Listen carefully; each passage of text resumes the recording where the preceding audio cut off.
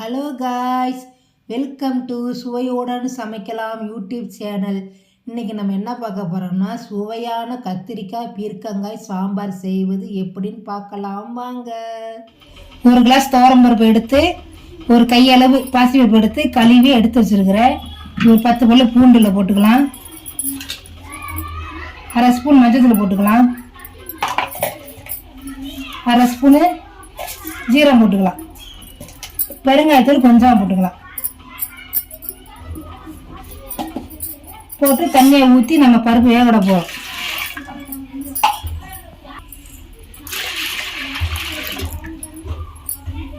ஒரு ஸ்பூன் எண்ணெய் ஊற்றிக்கலாம். நம்ம பருப்பு பொங்காம இருக்கிறதுக்கு ஒரு ஸ்பூன் எண்ணெய். இப்போ நம்ம மூடி விட போகிறோம். மூடியாச்சு. இப்போ அடுப்பில் வச்சு 2 விசில் வந்தாலே வேக வச்சு நம்ம ஆஃப் பண்ணிடலாம்.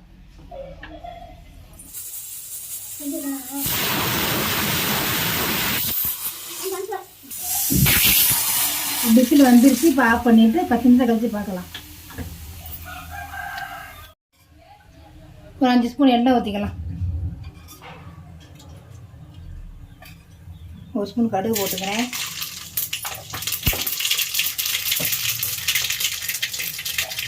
ஜீரகம் அரை ஸ்பூன்,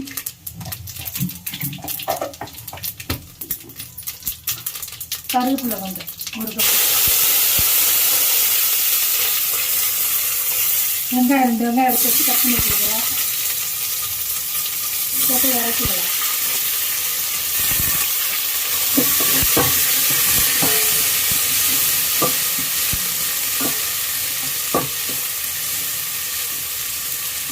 நல்ல வெங்காயம், தக்காளி ஒரு 4 தக்காளி எடுத்து கட் பண்ணி வச்சுருக்கிறேன். வெங்காயம் வதங்கினதுக்கப்புறம் தக்காளி போட்டுக்கலாம். வெங்காயம் நல்லா வதங்கட்டும். கத்திரிக்காய் பீர்க்கங்காய் சாம்பாருங்க.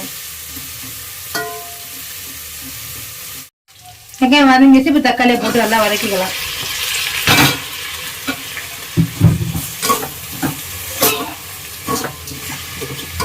நல்லா கொலக்குள்ள வதங்கிடணும். நல்லா தக்காளி நல்லா கொலக்குள்ள வதங்கிடணும். வதங்கினதுக்கு அப்புறம் வதங்கினா பீர்க்கங்காய் கத்திரிக்காய் எடுத்து கட்டில் போட்டு வச்சிருக்கிறேன். இந்த தக்காளி வதங்கினதுக்கு அப்புறம் இதை போட்டு வதக்கிடலாம்.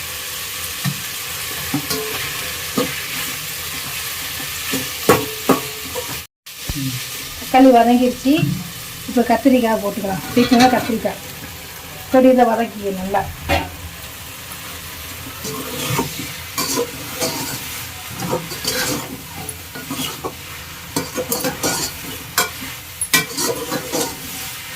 ஒரு 5 நிமிஷம் காய் வதக்கி விடணும்.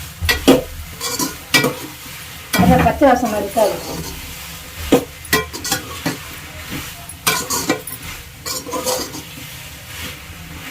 அஞ்சு நிமிஷம் வதக்கணும்.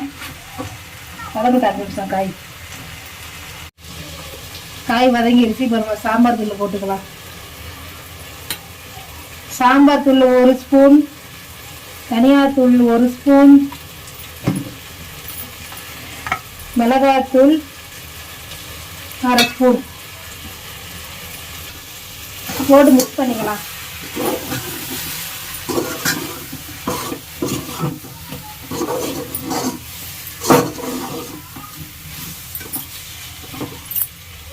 நம்ம பருப்பு தண்ணி ஊற்றிக்கலாம்.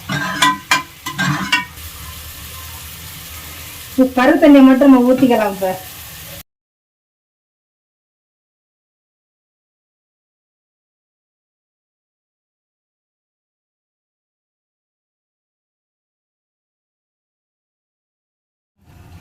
நம்ம பருப்பு தண்ணியை மட்டும் ஊற்றிருக்கிறோம். ஏன்னா பருப்போடு சேர்த்து ஊற்றலை. ஏன்னா நம்ம 2 விசில் விட்டு நம்ம வேக வச்சு எடுத்துட்டு போகிறோம். பருப்பு அதே குழஞ்சிருக்கும். இப்போ நம்ம திரும்ப பருப்பு எல்லாம் தண்ணி எல்லாம் சேர்த்து ஊற்றுனோம்னா ரொம்ப கொலன்னு ஆயிரும். அதனால நம்ம தண்ணியை மட்டும் ஊற்றி இப்போ காய் வேக வச்சதுக்கு அப்புறமா பருப்பை நம்ம ஊற்றிக்கலாம். ஊற்றிட்டு 2 கொதி வந்தோடனே நம்ம அடுப்பு ஆஃப் பண்ணிட வேண்டியதான். இப்போ உப்பு போட்டுக்கலாம். உப்பு தேவைக்கு உப்பு போட்டு இப்போ நம்ம காயை வேக விட போகிறோம். ஒரு 5 நிமிஷம் கழித்து நம்ம பருப்பை எடுத்து ஊற்றிடுவோம். காய் வெந்ததுக்கப்புறம் பருப்பை ஊற்றிக்கலாம். இப்போ மூடி வச்சிடலாம். காய் வெந்துருச்சு. இப்போ நம்ம பருப்பு தண்ணி ஊற்றிக்கலாம். பருப்பு ஊற்றிக்கலாம். ஊற்றி 2 கொதி வந்து நம்ம ஆஃப் பண்ணிட வேண்டியது அடுப்பை. பருப்பு ஊற்றியாச்சு. இப்படி இருக்கணும் பருப்புனா. இப்போ நம்ம 2 கொதி வந்தோன்னா ஆஃப் பண்ணிடலாம். ஏன்னா இப்போ நம்ம ரொம்ப கொதிக்க வச்சோம்னா பருப்பு வந்து குழஞ்சிரும். அதனால் 2 கொதி வந்தோன்னா ஆஃப் பண்ணிடலாம். அவ்வளோதாங்க, ரெடி. கத்திரிக்காய் பீக்கங்காய் சாம்பார். 2 கொதி வந்தோன்னே நம்ம ஆஃப் பண்ணிடலாம் அடுப்பை. இப்போ மூடி வச்சுட்டு 2 கொதி வந்தோன்னே பார்ப்போம். 5 நிமிஷம் கழிச்சு பார்க்கலாம்.